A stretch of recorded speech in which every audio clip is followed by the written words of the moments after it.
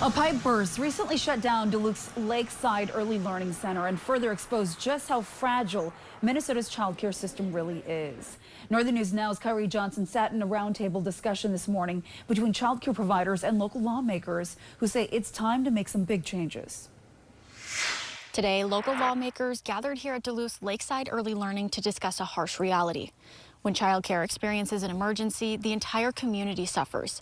They say razor-thin margins leave operations one disaster away from closure. While Lakeside Early Learning has cleared initial hurdles after damage from the pipe burst caused them to temporarily close, long-term recovery will take time, despite generous donations. But there are still people out there or businesses that don't understand just how critical childcare is and how a lapse, even a week of no childcare, is detrimental to the community and to the economy. They say it's a systemic problem built into the industry's foundation, a concern they made sure to voice to lawmakers Wednesday. I think that's sometimes rare in leadership roles at every level. Very rarely do you have people reaching out to you being like, how do I help you? How do I support you? So to me, it means everything. And that's precisely what these lawmakers did, making commitments to improve the childcare industry. So we have to find new ways of doing childcare, and that's why we're looking at a state level at how can we help families afford childcare? How can we provide maybe stability grants to help them stay open? But time isn't on the provider's side.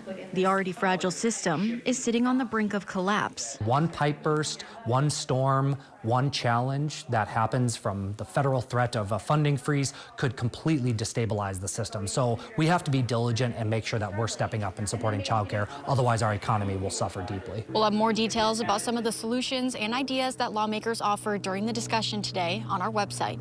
In Duluth, Kyrie Johnson, Northern News Now. Kyrie, thank you. Many of those providers plan to accompany lawmakers down to the Capitol this legislative session to help share their personal stories and shed light on the challenges they face.